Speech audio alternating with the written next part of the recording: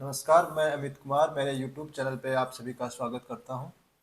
आज की इस क्लास में अपन पढ़ने वाले हैं डिफरेंशियल ज्योमेट्री, जो कि अपने फर्स्ट ग्रेड पीजी के सिलेबस के अंदर आता है।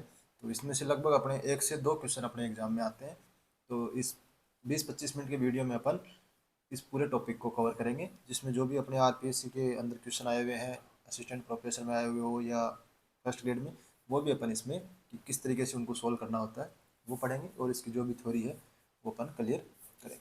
तो जो अपना सिलेबस है उसमें अपने पास में है कि curve in space, definition of unit tangent vector और tangent line, normal line and normal plane, contact of a curve and surface. ये अपना इसमें सिलेबस है। तो जो भी अपन ये पूरा पढ़ेंगे उसमें एक चीज़ आपको ध्यान देनी है कि जहाँ भी डैश लगा हुआ है, यानी किसी भी, जैसे आर डैश लगा हुआ है, तो डैश लगा हुआ है उसका मतलब होता है कि आर का एस के रिस्पेक्ट में क्या किया हुआ है, अवकलन। और यदि आर के ऊपर डॉट लगा हुआ है, इसका मतलब है उसका किसके रिस्पेक्ट में अवकलन किया हुआ है, टी के रिस्पेक्ट में। जहाँ टी है वो टाइम को रिप्रेजेंट करता है, एस है वो चाप की लंबाई को रिप्रेजेंट करता है। चाप की लंबाई को रिप्रेजेंट करता है अपने पास में एस। टी है वो समय के, या समय नहीं, यहाँ पे टी क्या होता है, पैरामीटर। कोई भी अपने पास में, जैसे अपने पास में अपन फलन लेते हैं कई बार, तो कोस थीटा ले लेते हैं कई बार वेरिएबल, कई बार उसमें टी ले लेते हैं। तो उस टाइप में उसमें टी के रिस्पेक्ट में अवकलन किया हुआ है, इसका मतलब ऊपर डॉट लगा हुआ होगा, और एस के रिस्पेक्ट में यानी चाप की लंबाई है तो उसके रिस्पेक्ट में होगा, तो अपने उसको बोलते हैं डैश से रिप्रेजेंट करते हैं पूरे ही इस टॉपिक के अंदर। आपको ये ध्यान रखना है। तो देखो, सबसे पहले कर्व क्या होता है। एक होता है प्लेन कर्व। प्लेन कर्व क्या होता है, जब every part of the curve in space is confined to a plane, एक प्लेन में होता है तो उसको अपन बोलते हैं कि प्लेन कर्व है। जैसे अपना सर्किल होता है, तो सर्किल अपने पास में क्या होता है, एक प्लेन में होता है। हाइपरबोला है, ये भी अपने पास में एक प्लेन में होता है। पैराबोला है अपने पास में, ये भी अपने पास में क्या होता है, पैराबोला है, वो भी एक प्लेन में होता है। और ये जो दीर्घवृत्त होता है, ये भी इलिप्स होता है, ये भी अपने पास में एक प्लेन में होता है। तो ये जो सारी आकृति क्या कहलाती है, प्लेन कर्व कहलाती है। इनकी जो पैरामेट्रिक जो इक्वेशन होती है वो होती है एक्स बराबर एक्स टी, यानी कोई टी का फलन है, और वाई भी किसका है, वाई टी, टी का कोई फलन है। तो ये इसका पैरामेट्रिक इक्वेशन होता है। वेक्टर फॉर्म में अपन इसको लिखते हैं, आर है वो टी का फलन के रूप में, कि एक्स टी आई के प्लस वाई टी जे के। तो ये अपने पास में प्लेन कर्व का वेक्टर रिप्रेजेंटेशन है। रेक्टेंगुलर कोऑर्डिनेट में अपन इसको लिखते हैं एफ एक्स वाई बराबर जीरो, यानी किसी एक्स और वाई का ये फलन है, उसके रूप में अपन किसकी कर्व की इक्वेशन लिखते हैं। पोलर जो कोऑर्डिनेट होते हैं उनमें अपन इसकी लिखती है एफ आर कोमा थीटा के बराबर। अगर कोई कर्व सिंपल है, सिंपल का मतलब है वो कहीं भी एक दूसरे को कट नहीं करेगा, यानी जो कर्व की जो लाइन है वो हमेशा एक दूसरे को, मतलब कभी भी एक इस लाइन के ऊपर वापस से आके कट नहीं करेगी, ये हमेशा उसको बोलते हैं सिंपल कर्व। जैसे ये वाले जो कर्व है वो सिंपल कर्व है। और सिंपल नहीं होगा यदि ये अपने पास में लाइन है वो ओवरलैप हो रही हो कहीं भी, तो देखो यहाँ पे कट कर रही है, कट कर रही है, इसका मतलब ये सिंपल है नहीं है। तो ये आपको ध्यान में रखना। सिंपल कर्व क्या होता है। अब आता है स्क्यू या ट्विस्टेड या टॉर्सर, या कर्व ऑफ डबल कर्वेचर, या कर्व ऑफ टॉर्सन, और कर्व ऑफ फ्लेक्शन। ये इसके अलग अलग नाम है, तो आपको ये ध्यान रखना है। तो ये जब अपने पास में जो कर्व होता है वो एक प्लेन के अंदर कन्फाइंड नहीं है, तो उसको अपन बोलते हैं कि ये ऐसा जो बोला वो कहलाता है कर्व है स्क्यू या ट्विस्टेड या डबल कर्वेचर का कर्व कहलाता है। एग्जाम्पल है इसका हेलिक्स। हेलिक्स हेलिक्स होता है इस टाइप का, देखो ऐसे ऐसे, वो इसका एग्जाम्पल है। अब इसमें आता है इसका रिप्रेजेंटेशन। तो जो रिप्रेजेंटेशन होता है उसको अपन दो तरीके से कर सकते हैं। एक तो कोई भी दो सरफेस की इक्वेशन होती है, उनका इंटरसेक्शन अपने पास में एक कर्व मिलता है अपने को। जैसे मान लीजिए कि एफ एक्स वाई जेड एक सरफेस है और दूसरा जी एक्स वाई जेड दो सरफेस है। इन दोनों सरफेस जहाँ पे इंटरसेक्ट करेगी तो वहाँ पे जो कर्व बनेगा उसको अपन बोलते हैं स्क्यू कर्व। तो इसको अपन जो एप्लीकेशन, यानी इसका रिप्रेजेंटेशन होता है वो अपन दो तरीके से कर सकते हैं। एक तो अपने पास में सरफेस के इंटरसेक्शन के रूप में, और जो दूसरा इसका अपन कर सकते हैं वो पैरामेट्रिक रिप्रेजेंटेशन कर सकते हैं। पैरामेट्रिक रिप्रेजेंटेशन होता है एक्स बराबर एक्स टी, वाई बराबर वाई टी, जेड बराबर जेड टी, यानी एक्स वाई जेड तीनों है वो टी के फलन के रूप में लिखे जा सकते हैं। तो ये इसका होता है पैरामेट्रिक रिप्रेजेंटेशन। अब देखिए एग्जांपल है सर्कुलर हेलिक्स। तो हेलिक्स का जो एग्जाम, हेलिक्स की जो इक्वेशन होती है वो होती है एक्स बराबर ए कोस थीटा, वाई बराबर ए साइन थीटा, और जेड बराबर ए थीटा कोट एक्स, ये इसको जेड बराबर सी थीटा। तो ये अपने पास में हेलिक्स की इक्वेशन है, और ये सर्कुलर हेलिक्स की इक्वेशन है। तो हेलिक्स की इक्वेशन आपको ध्यान में रखनी है। यहाँ पे एक्स है वो किसका फलन है, एक्स है वो एक्स थीटा का फलन है।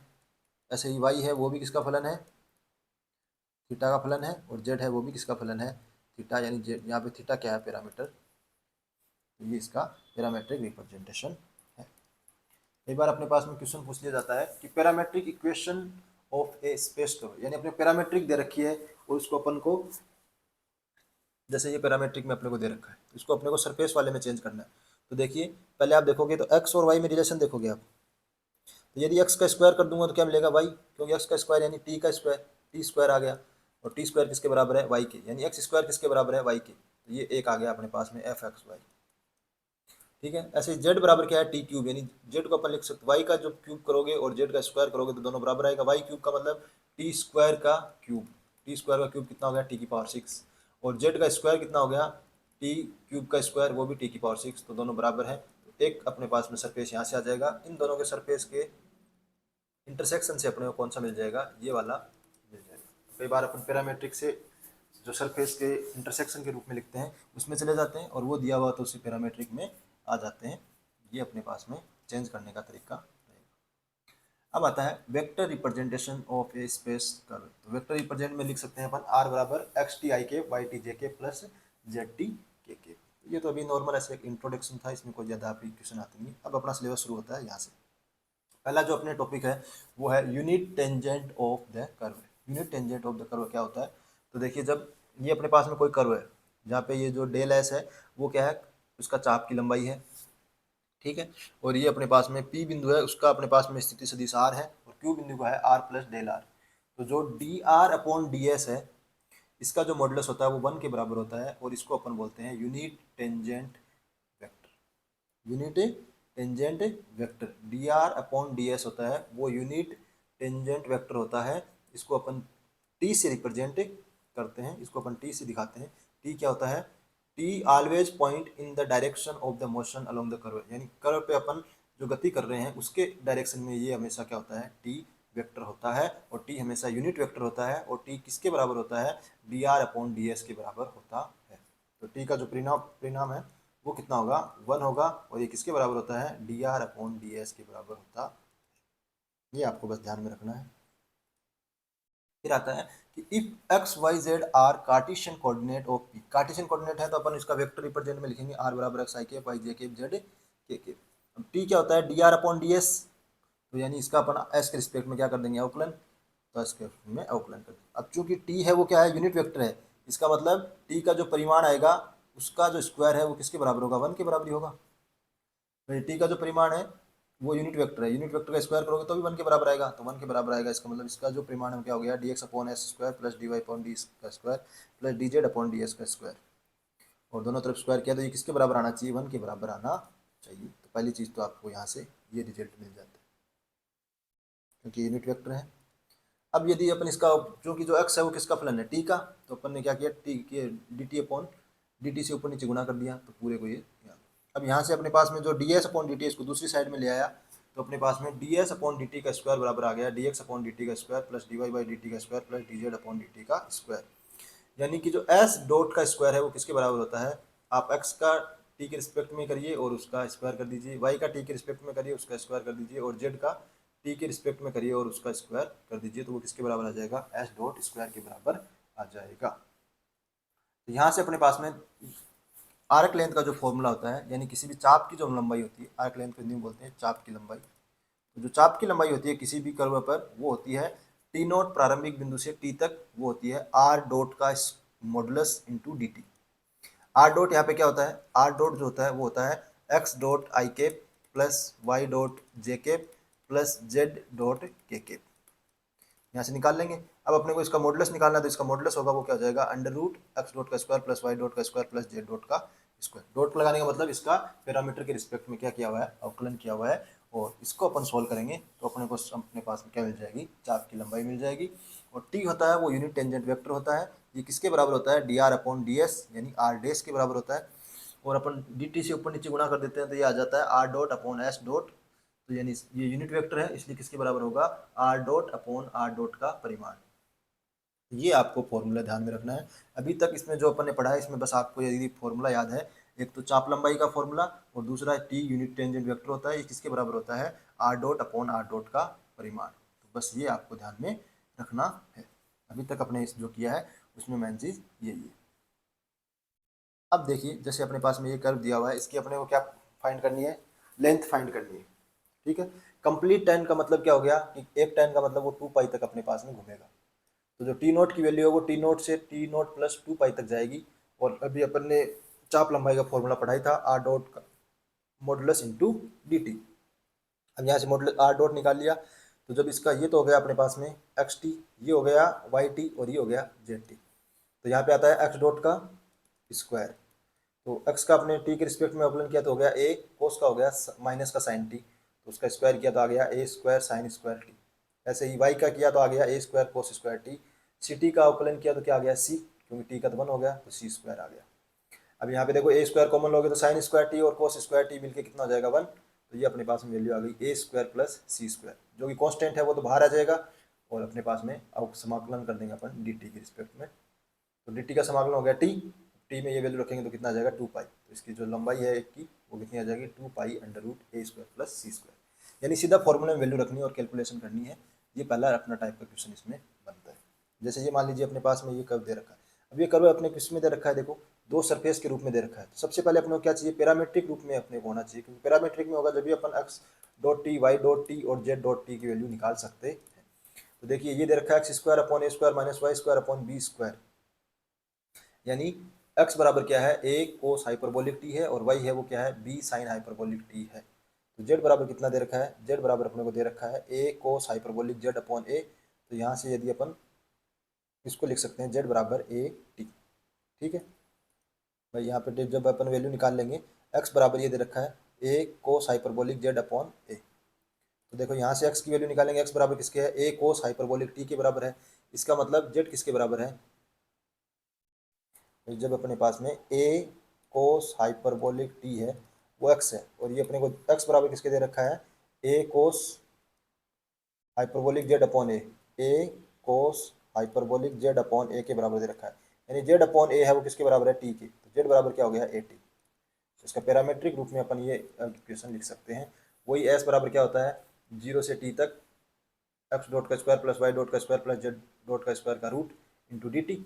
तो वही एक्स का अपने टी के रिस्पेक्ट में किया, फिर वाई का किया, फिर जेड का किया और इनका स्क्वायर यहाँ पे लिख दिया। अब चूंकि यहाँ पे ए स्क्वायर है वो कॉमन आ जाएगा और ये अपने पास बन जाए a square plus b square into cos hyperbolic t into d t. अब कोस हाइपरबोलिक टी का अपने पास अवकलन होता है वो होता है साइन हाइपरबोलिक टी। और अब साइन हाइपरबोलिक टी अपन ने वाई बराबर क्या माना था, वाई बराबर अपने पास में था बी साइन हाइपरबोलिक टी। तो यहाँ से अपने पास में साइन हाइपरबोलिक टी की वैल्यू आ गई वाई अपॉन बी, वो वैल्यू यहाँ रख दी। ये अपने पास में इसकी क्या आ गई चाप की लंबाई। सीधा फॉर्मूले में वैल्यू रखनी है। और जब पैरामेट्रिक रूप में इक्वेशन नहीं दी हुई है तो सबसे पहले अपन पैरामेट्रिक रूप में इक्वेशन रखेंगे और उसके बाद में उसका अवकलन करके वैल्यू कैलकुलेट कर लेंगे। ये अपने पास में अब आता है equation of tangent line to a curve at the given point. जैसे पी पॉइंट पे अपने को क्या निकालना है, टेंजेंट लाइन निकालनी है। तो देखिए पी का जो अपने पास में स्थिति सदिश है वो आर वेक्टर है। तो अपन इस जो अपने पास त्रिभुज बन रहा है इसमें अपन सदिश त्रिभुज योग नियम लगा देते हैं। तो O P plus P Q है वो किसके बराबर होगा, ओ क्यू के बराबर होगा। ओ क्यू अपने पास में क्या है आर वेक्टर है, कैपिटल आर। और ओ पी का स्थिति सदिश क्या है आर वेक्टर। ठीक है, प्लस अपने पास में जो पी क्यू है उसकी डायरेक्शन तो किसकी दिशा में है, टी कैप की दिशा में है। तो इसकी डायरेक्शन टी कैप की दिशा में है और इसका परिमाण मान लो सी है। तो ये वेक्टर कितना हो जाएगा सी टी, इसका परिणाम कितना होगा सी टी। और जो टी वेक्टर होता है वो अपने को पता ही है क्या होता है, टी बराबर होता है D R upon D S, यानी आर डेस के बराबर होता है। तो टी की जगह अपन ये भी लिख सकते हैं आर डेस। तो ये अपने पास में टेंजेंट लाइन क्या हो गई आर वेक्टर बराबर आर प्लस सी आर वेक्टर, जहाँ पे आर वेक्टर जो है वो है पी का स्थिति सदिश, जिस पॉइंट पे अपने को टेंजेंट लाइन निकालनी है उसका स्थिति सदिश। आर डेस है वो क्या है टी यूनिट टेंजेंट वेक्टर है। सी कोई अपने पास में क्या है कांस्टेंट है, कोई भी कांस्टेंट हो सकता है। और तो आर अपने पास में इसका आर का क्या आ जाएगा टेंजेंट प्लेन इसके बराबर आ जाएगा। क्योंकि आपको पता ही है आर डॉट क्या होता है D R upon D T is parallel to that vector T. जो आर वेक्टर है आर डॉट है वो किसके पैरेलल होता है, पैरेलल होता है आर डेस, यानी जो यूनिट अपना वेक्टर होता है उसी की दिशा में एक क्या होता है आर डॉट होता है। तो इसको अपन ऐसे भी लिख सकते हैं आर वेक्टर बराबर small R plus lambda are dot, यानी ये भी इसकी क्या है टेंजेंट लाइन की इक्वेशन है। या तो अपन ये लिख देंगे r plus lambda are dot, या अपन लिख सकते हैं इसको आर प्लस सी आर डेस। आर डेस का मतलब है आर का एस के रिस्पेक्ट में अवकलन किया हुआ है, आर डॉट का मतलब है कि अपन ने टी के रिस्पेक्ट में यानी पैरामीटर के रिस्पेक्ट में क्या किया हुआ है, अवकलन किया हुआ है। लेमडा कोई भी कांस्टेंट हो सकता है। अब कार्टेशियन फॉर्म में लिखनी है तो देखो कार्टेशियन फॉर्म में इसको कैसे लिखोगे कि जो बिंदु है वो तो अपने पास में आर वेक्टर, जो स्मॉल आर वेक्टर है वो मान लीजिए एक्स आई के बिंदु वाई जे के प्लस जेड के केप है। बिंदु तो कौन सा हो गया, एक्स वाई जेड हो गया। तो कार्टेशियन कोऑर्डिनेट में जब आप इसको लिखेंगे तो ये हो जाएगा x minus x upon x dash बराबर y minus y upon y dash बराबर z minus z upon z dash. तो जो एक्स वाई जेड है वो तो अपने पास स्थिति सदिश है बिंदु के, और नीचे क्या है इसके द्विक अनुपात किसके बराबर होते हैं, या तो एक्स डेस वाई डेस और जेड डेस के, अगर अपने को चाप के रूप में दिया हुआ है, और अगर पैरामीटर के रूप में दिया हुआ है तो किसके बराबर होते हैं, एक्स डॉट वाई डॉट और जेड डॉट के बराबर ये होते हैं इसके द्विक अनुपात। तो ये इसका क्या आ जाएगा कार्टेशियन फॉर्म में, और ये अपने पास में किस में आ जाएगा, वेक्टर फॉर्म में आ जाएगा। दोनों ही फॉर्म आपको याद होनी चाहिए, कोई ज़्यादा फर्क नहीं है, वैसे भी आपको एकदम नॉर्मली इजीली समझ सकते हो।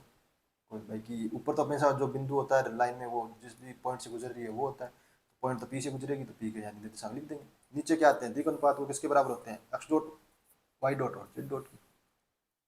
तो ये अपने पास में कार्टेशियन में इसकी क्या आ गई इक्वेशन।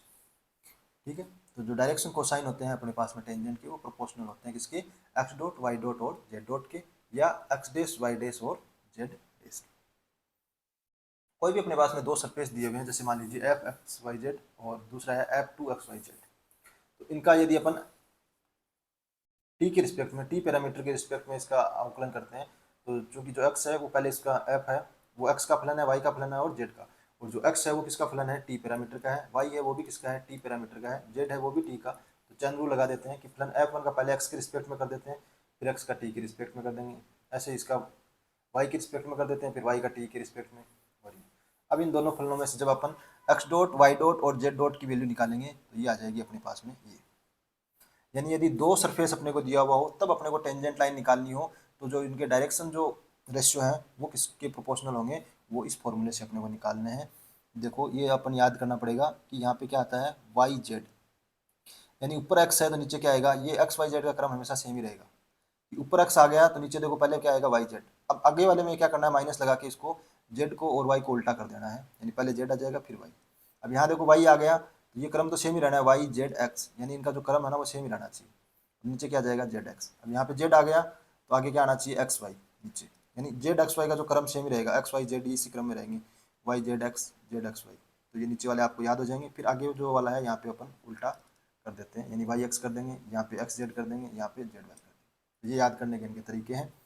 जब भी आपको कोई दो सरफेस दिया हुआ हो और वहाँ पे आपको टेंजेंट लाइन निकालनी हो तो इनके जो डायरेक्शन रेशियो होते हैं वो इस फॉर्मूले से अपन कैलकुलेट करेंगे, वो यहाँ से इसके बराबर होते हैं। बराबर कैसे होते हैं ये आपने देख ही लिया होगा कि जब इनका अपन ये दो इक्वेशन है इनसे सॉल्व करेंगे पहली और दूसरी से, तो ये अपने इसके बराबर आएगा। ये अपन 8वीं 9वीं क्लास में अपन जो इक्वेशन को सॉल्व करते हैं उसके हिसाब से अपन ने सॉल्व करी।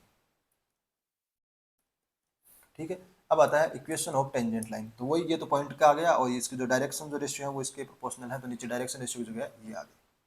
जैसे मान लीजिए ये अपने पास में ये अपने को एक इक्वेशन दी हुई है हेलिक्स की, भाई अपने को पूछा find the tangent at the point T और द हेलिक्स। तो हेलिक्स की इक्वेशन क्या होती है, एक्स बराबर ए कोस टी, वाई बराबर ए साइन टी, जेड बराबर बी टी। तो अपने पास में इसका अपने को निकालना है हेलिक्स का। तो देखिए वेक्टर फॉर्म में निकालते हैं सबसे पहले।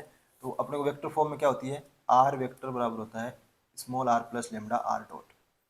ठीक है, अब स्मॉल आर क्या होता है, स्मॉल आर होता है यहाँ पे एक्स आई के प्लस वाई जे के प्लस जेड के बराबर होता है। ठीक है, अब एक्स की वैल्यू यहाँ पे कितनी थी, ए कोस टी है, एक्स की वैल्यू है ए कोस टी, वाई की वैल्यू है ए साइन टी, और जेड की वैल्यू है बी टी। तो ये आर वेक्टर तो अपने पास में दिया हुआ है, तो आर वेक्टर की जगह तो ये वैल्यू रख दी।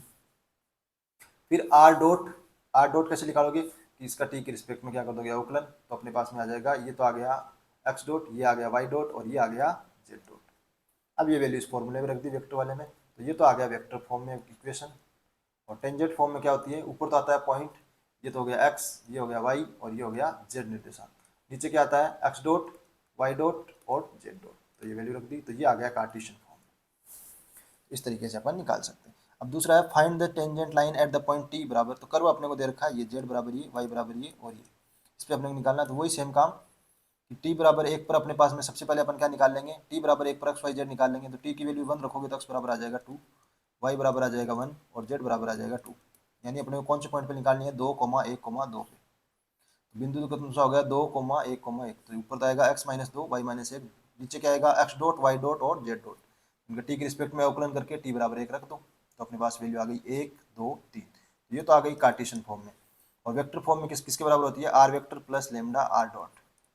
ये अपने पास में आर वेक्टर आ गया 2 i cap plus j cap plus 2 k cap, और ये आर डॉट क्या आ गया वेक्टर, ये देखो एक्स डॉट यानी कि आई केप और ये 2 जे केप प्लस 3 के केप।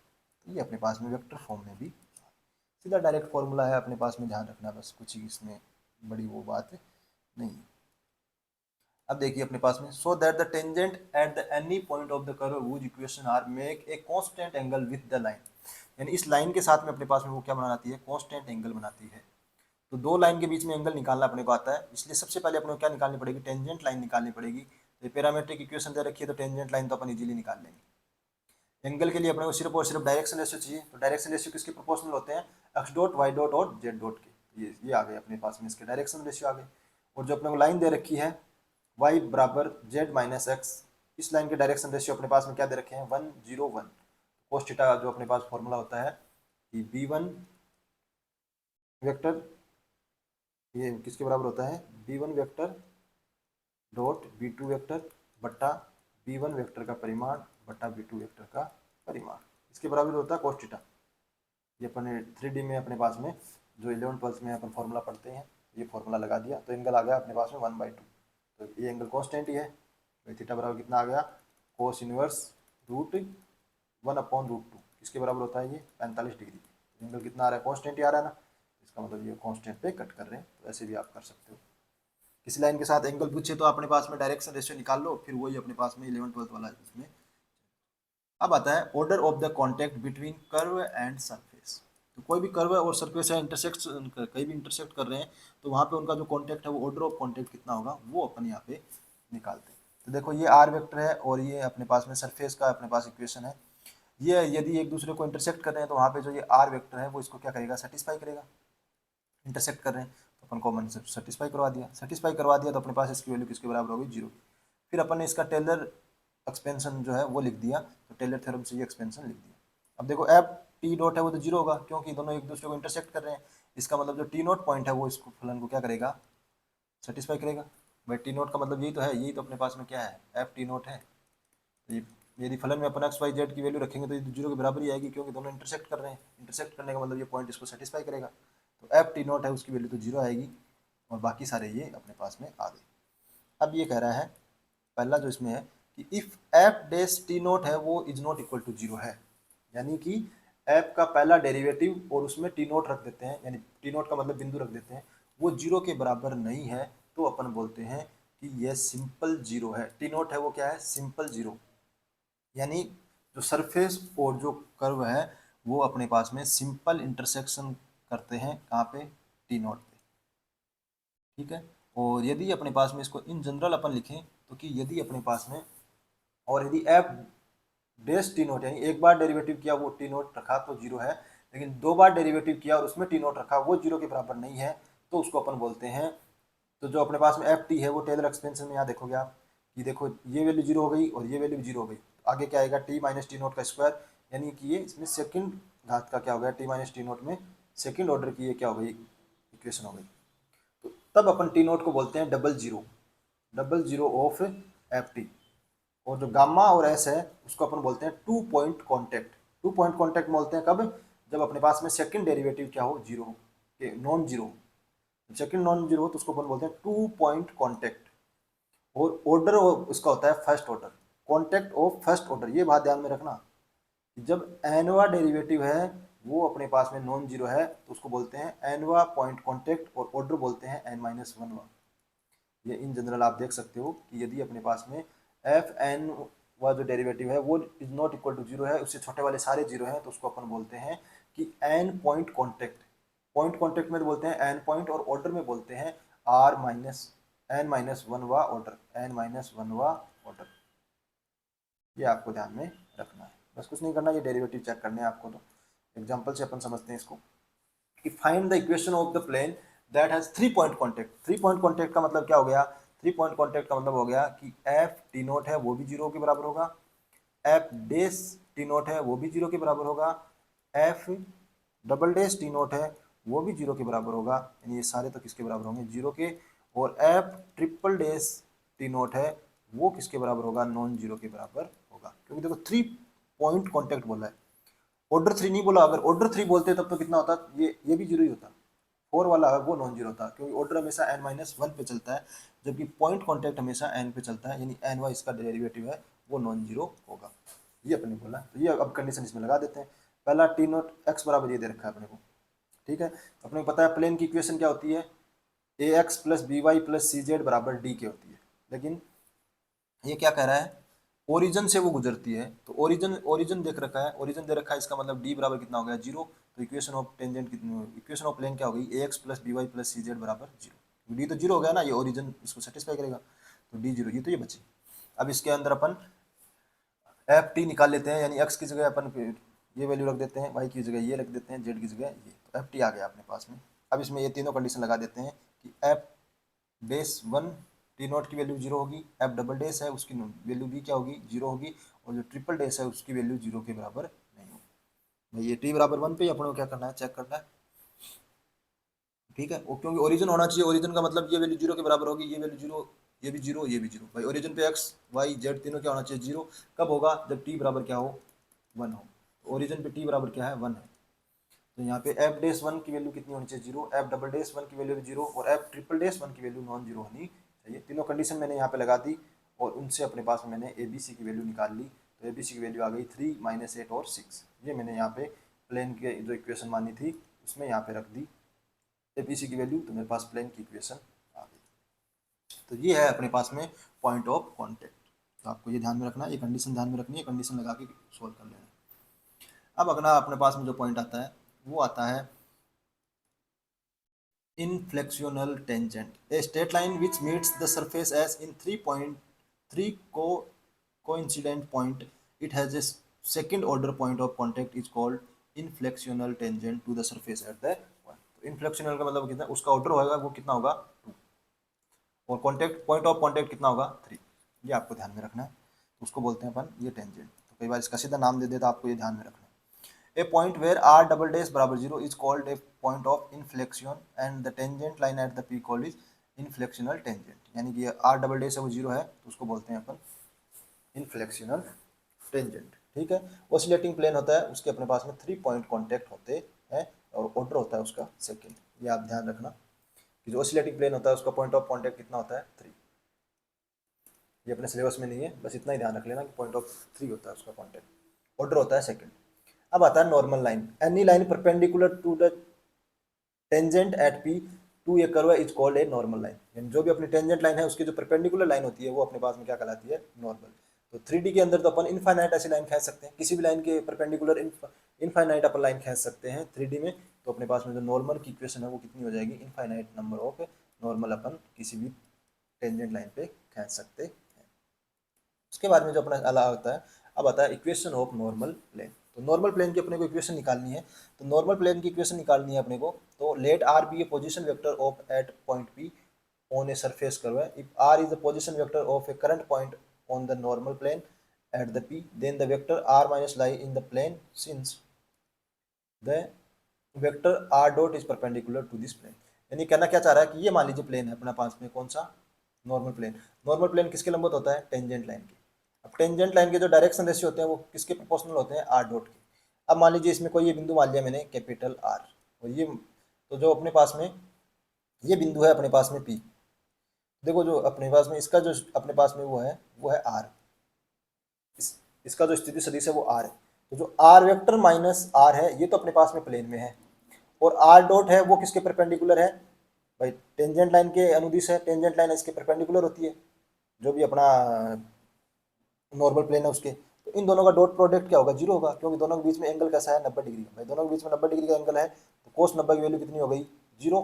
यानी इन दोनों का डॉट प्रोडक्ट है वो किसके बराबर होगा? 0 के। तो जो नॉर्मल प्लेन की इक्वेशन होती है वो होती है r minus r vector dot r dot. R dot यहाँ पे आर क्या है? जिस पॉइंट पे अपने को नॉर्मल प्लेन निकालना है नॉर्मल प्लेन मान लीजिए किसी बिंदु P पे निकालना है, तो ये उसका स्थिति सदिश है R, और ये किसके बराबर होता है एक्स आई कैप प्लस वाई जे कैप प्लस जेड के कैप। अब वो जो भी अपने को एक्स वाई जेड की उसमें वैल्यू दे रखी है उसके अकॉर्डिंग अपन यहाँ रख के सोल्व कर लेंगे। वो जो ये कैपिटल आर है ये किसी भी पॉइंट इसमें प्लेन में कोई बिंदु है उसका स्थिति सदिश है एक्स आई कैप प्लस कैपिटल वाई जे कैप प्लस जेड के कैप। तो ये यहाँ से अपने पास में ये इक्वेशन होती है नॉर्मल प्लेन की। और चूंकि आर जो डॉट होता है वो अपने पास में किसके पैरेलल होता है, यूनिट टेंजेंट वेक्टर के पैरेलल होता है, तो अपन यहाँ पे यूनिट टेंजेंट वेक्टर भी लिख सकते हैं। जैसे मान लीजिए अपने पास में अब इसका अपन, ये तो वेक्टर फॉर्म है, और यदि कार्टेशियन फॉर्म लिखें तो अपने पास में ये हो गया अपने पास में आर माइनस आर का मतलब क्या हो गया x minus capital x minus small x, और ऐसे ही वाई और ऐसे जेड, और इससे आर डॉट का मतलब हो गया x dot plus Y dot plus Z dot के। तो वहाँ से अपन डॉट प्रोडक्ट करेंगे दोनों का वेक्टर का, तो ये किसके बराबर आ जाएगा x minus x into x dot plus y minus y y dot z minus z z dot. ये अब इसके आगे कार्टेशियन फॉर्म में। अब देखिए कुछ क्वेश्चन है जो अपन सोल्व कर लेते हैं कि वक्र r बराबर 1 plus lambda comma minus lambda square comma 1 plus lambda square के बिंदु लेमडा बराबर 1 पर स्पर्श रेखा का समीकरण। तो लेमडा 1 बराबर 1 पर बिंदु r हो गया अपने पास में, ये r डॉट यानी लेमडा के रिस्पेक्ट में, लेमडा यहाँ पैरामीटर है तो लेमडा के r डॉट का मतलब क्या होता है पैरामीटर के, यानी r डॉट का मतलब यहाँ क्या हो जाएगा D R upon D lambda, क्योंकि लेमडा पैरामीटर है तो इसका मैंने अवकलन कर दिया और फिर इसमें पॉइंट मैंने लेमडा बराबर 1 रखा तो ये आ गया। तो ये तो इसके आगे डायरेक्शन रेशियो ये आ गया पॉइंट। अब इसका कार्टेशियन फॉर्म में आप लिख सकते हो, कार्टेशियन फॉर्म में लिखना चाहो तो कार्टेशियन फॉर्म में ये नीचे तो क्या होते हैं एक्स डॉट वाई डॉट और जेड डॉट, ऊपर ये एक्स वाई जेड, और इसको भी उसमें लिखना चाहिए तो उसमें भी लिख सकते हैं। उसमें क्या हो जाएगा आर वेक्टर बराबर हो जाएगा आर प्लस कोई भी कॉन्स्टेंट सी इंटू आर डॉट। अब यहाँ पे वैल्यू रख दीजिए, आर वेक्टर किसके बराबर हो गया 2 आई कैप माइनस जे कैप प्लस 2 के कैप के प्लस सी, और ऐसे आर डॉट वेक्टर यहाँ से आई कैप माइनस 2 जे कैप प्लस 3 के कैप यहाँ पे लिख दूंगा। तो वेक्टर फॉर्म में भी लिख सकते हो और दोनों फॉर्म में अपन। हेलिक्स होने के लिए आवश्यक और पर्याप्त है कि उनमें जो वक्रता और एठन परस्पर होते हैं, अचर अनुपात होता है इनका। टॉर्सन और कर्वेचर का जो अनुपात होता है हेलिक्स में वो हमेशा कैसा होता है अचर होता है। ये फर्स्ट ग्रेड 2022 में और असिस्टेंट प्रोफेसर में आया हुआ क्वेश्चन, इसका अनुपात हमेशा अचर होता है हेलिक्स में, ये ध्यान रखें। अब देखिए equation of the normal to the surface, अपने को इस सरफेस पे क्या निकालनी है नॉर्मल की इक्वेशन निकालनी है। तो जो नॉर्मल का होता है अपने पास में किसी भी सरफेस का, वो हमेशा नॉर्मल किसके बराबर होता है, नॉर्मल के जो दिक् अनुपात होते हैं वो होते हैं उसका एक्स के रिस्पेक्ट में वाई के रिस्पेक्ट में जेड के रिस्पेक्ट में पार्शियल डेरिवेटिव, यानी डेल एफ होता है वो क्या होता है उसके नॉर्मल के डायरेक्शन रेशियो होते हैं। ठीक है, तो डेल एफ से अपन यहाँ निकाल लिया मैंने F upon del x, F का डेल वाई और एफ का डेल जेड के रिस्पेक्ट पार्शियल डेरिवेटिव कर लिया और फिर पॉइंट रख दिया तो वैल्यू आ गई 4 2 और 2, यानी इसके जो दिक् अनुपात हो गए वो हो गए 2 1 और 1, क्या हो गया 2 1 1। तो अब देख लीजिए कौन से ऑप्शन में है, पहले ऑप्शन में इसके जो डायरेक्शन रेशियो है वो क्या है 2 1 और पॉइंट तो अपने पास में देखो सब में 1 2 2 है, क्योंकि इस पॉइंट से गुजर रहा है तो सब पॉइंट तो सब जगह सेम ही आएगा।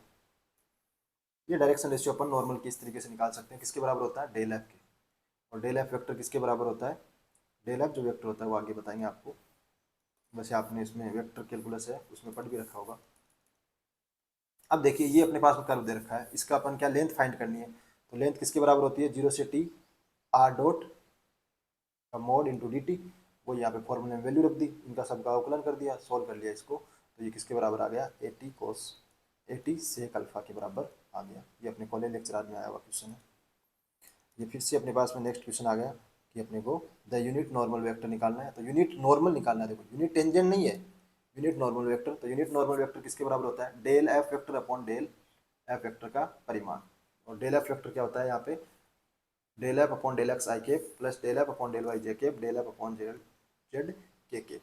यहाँ से अपन देखो सबसे पहले अपन निकाल लेते हैं वेक्टर, तो सबसे पहले इनके पार्शियल डेरिवेटिव एक्स और वाई के रिस्पेक्ट में निकाल लिया, उस पॉइंट पे वैल्यू आ गई 7 माइनस 3 और 8, तो ये अपने पास वेक्टर क्या हो जाएगा 7 i cap minus 3 j cap plus 8 k cap upon under root 122। नीचे क्या लिख दिया इसका परिमाण, इसका परिमाण लिखा 122, तो ऑप्शन अपना फर्स्ट है वो इसमें, ये सेकंड जो है वो अपने पास इसमें करेक्ट हो जाएगा। ये भी कॉलेज लेक्चर में आया हुआ क्वेश्चन है। इस तरीके से डिफरेंशियल ज्योमेट्री में इतने टाइप के क्वेश्चन अपने एग्जाम में बन सकते हैं, इसमें से 1 या 2 क्वेश्चन एग्जाम में आता है लगभग, और वो आपके सब सही होंगे, कोई भी क्वेश्चन आपका गलत नहीं होगा। धन्यवाद, नेक्स्ट वीडियो मिलते हैं अपन नए टॉपिक के साथ।